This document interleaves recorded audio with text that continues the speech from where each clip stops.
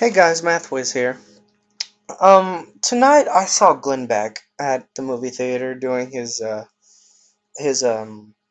comedy slash political rant, and I actually liked it. It inspired me as an American, and I recommend everybody go see it. Now, a very big opponent of Glenn Beck is of course Keith Olbermann. Some of you may like Keith Olbermann. For me, I hate the man. And it's not just because of his liberal philosophy. It's because the man is, one, a hypocrite, and two, he does things that I see are kind of downright mean and turns people into these sort of evil people that they really aren't.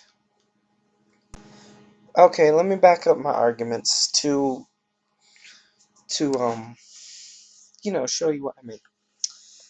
The first one that I said was he was a hypocrite. Now, according to Keith Olbermann, he is not a liberal, he's a journalist and doesn't have any political bias.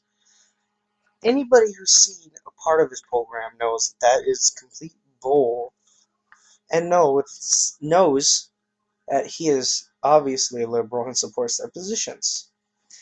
People like Bill O'Reilly and Glenn Beck, on the other hand, of course, I am partially conservative, more libertarian, but but from my point of view, and I can guess a lot of people's point of view, it seems that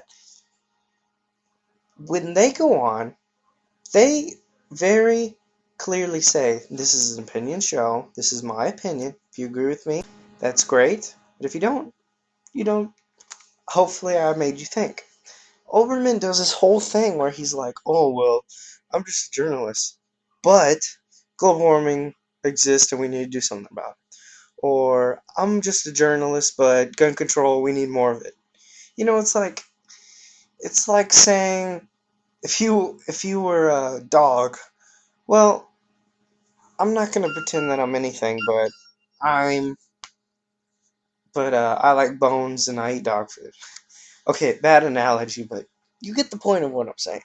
Secondly, the fact that he turns people into mean things. From what I've seen on the show, he does that worst person of the week, you know, and it makes it. First of all, it's like just completely attacking people and making them seem evil. They're not evil for some comments they made. They're just because they disagree with you doesn't mean they're evil. It just means they have a different point of view from you. Just accept that, Keith Olbermann. Why can't you just accept that maybe these people have different points of view? And that doesn't necessarily make them evil. It makes them different. And that's what this country is based on.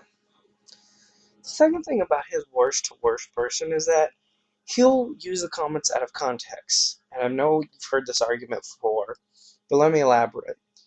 Say, for instance, I say something like, man, the Jews were better off in Egypt, and we laugh about it, and it's a joke. But what if somebody used that comment against me and said, Michael Hawk today said Jews were better off in Egypt? Anti-Semitic comments? Maybe, coming after this at 9 o'clock.